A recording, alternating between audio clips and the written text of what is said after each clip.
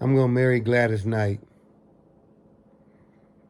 Her brother's one of the Pips, and he's not happy about it. But I don't have any choice. You know, it's a Hiccup conversation, so I have to marry Gladys Knight.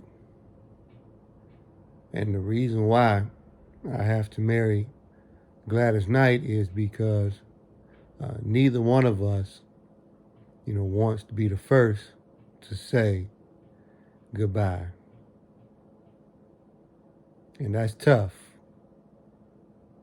We're just going through the motions. We love each other, but we don't love each other. You know what I mean? Like, we love each other, but we're not in love with each other. You know what I mean? Like, we don't want anything to happen to each other.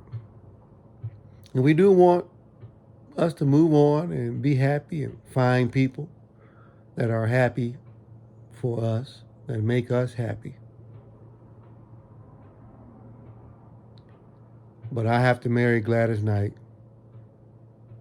And her brother, who's one of the Pips, is not happy about it. So it's a hiccup in this conversation.